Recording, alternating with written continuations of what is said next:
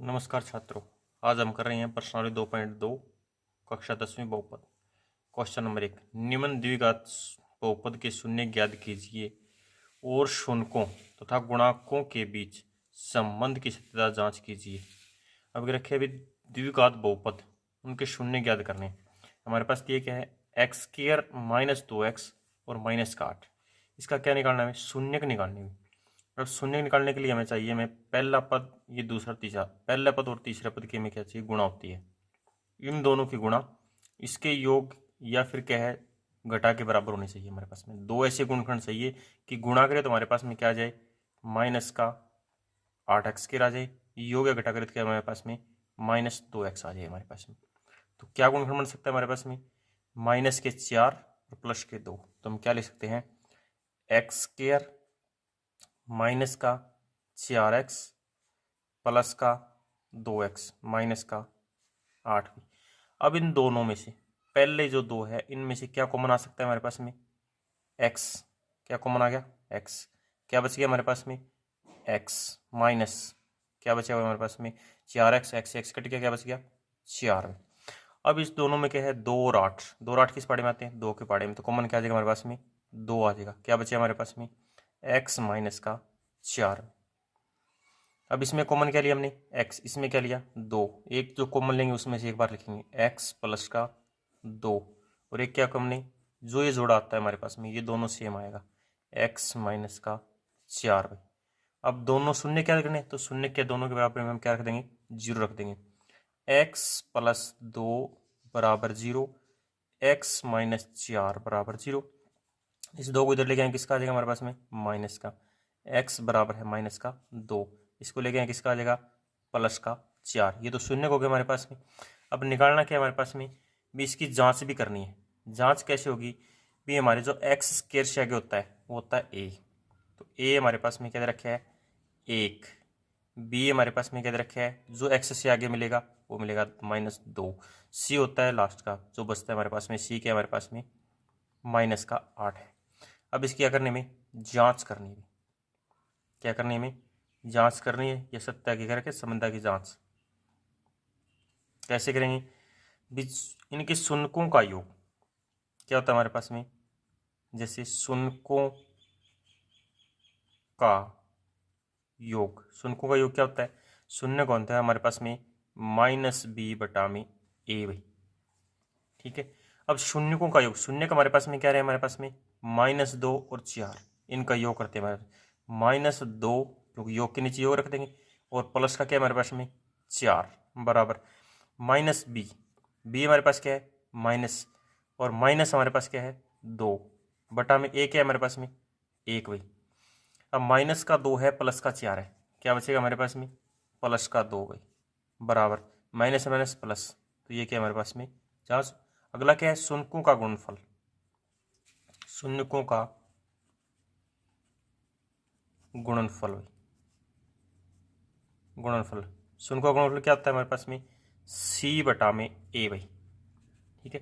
अब शून्य का गुणनफल क्या है हमारे पास में, इन दोनों गुणा करते, -2 गुणा में 4, फिर बराबर बराबर का निशान। c क्या है हमारे पास में, c हमारे पास में रखे -8 बटा में क्या रखे हमारे पास में, a क्या है 1। अब इसकी गुणा करेंगे -8 और इसकी गुणा कर देगा -8, दोनों हमारे पास में बराबर है, बराबर, तो इसका मतलब हमारे पास आंसर क्या है, सही है। अब दूसरा भाग इसका क्या दिया हमारे पास में, दूसरा भाग दिया है 4s² - 4s + 1। अब इसको भी निकालना में, तो 4 इसका गुणा करने पर भी हमारे पास में क्या आना चाहिए, 4s² आना चाहिए, और जोड़ करें तो भी हमारे पास में माइनस का 4s आना चाहिए। तो क्या गुणनखंड बन सकता है हमारे पास में, 2 और 2 बन जाएगा, तो 4s² माइनस का 2s माइनस का 2s और प्लस का क्या हो जाएगा 1 भी। अब इन दोनों में कॉमन क्या आ सकता है, 2 और s आ जाएगा हमारे पास में, क्या बच गया 2s माइनस का 1। अब इन दोनों में देखो, इस जोड़े में और जो अगला जोड़े में सेम आना चाहिए। यहाँ पर रखे माइनस का 2s + 1, और यहाँ पे रखे प्लस प्लस 2s + 1 और माइनस का 1।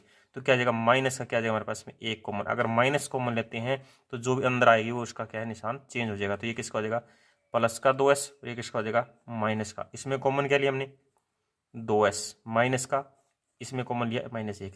एक इस जोड़े में से क्या है हमारे पास में 2s माइनस का 1। अब दोनों के बराबर जी रखते, 2s माइनस 1 बराबर 0, 2s माइनस 1 बराबर 0। अब दोनों भी 0 रख रखे हमने, क्या आ जाएगा हमारे पास में, 2s बराबर क्या आ जाएगा 1, और 2s बराबर क्या आ जाएगा हमारे पास में 1, और s की वैल्यू क्या आ जाएगी हमारे पास में 1/2, और इसमें भी s की वैल्यू क्या आ जाएगी हमारे पास में 1/2। यहाँ तक आया समझ में। अब क्या करना है हमारे पास में, a क्या है हमारे पास में, a दिया है हमारे पास में भी 4, b हमारे पास क्या रखे है माइनस का 4, और c क्या दे रखे हमारे पास में प्लस का 1। अब इसकी जांच करनी है, सत्यता की जांच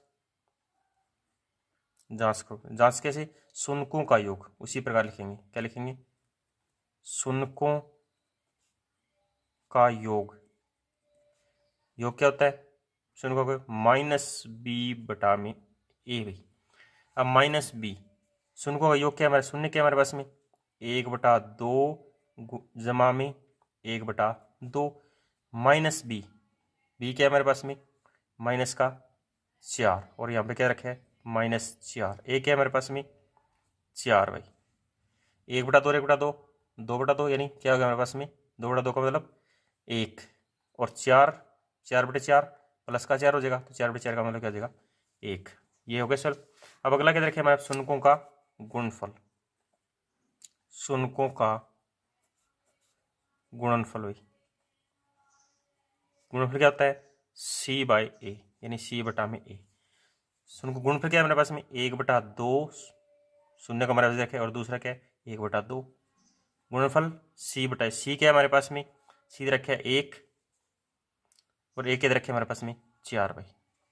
तो क्या लिख देंगे, 1 और 1 की गुणा 1, और 2 और 2 गुणा 4, और 1/1। ये भी क्या हमारे पास में 1/4, इसलिए हमारे पास में दोनों क्या है सत्ता सही है, इसलिए हमारा आंसर क्या है सही है। देखो भी अगला, पहले सवाल का भाग नंबर 3, क्या दिया हमारे पास में 6x² -3 माइनस का 7x।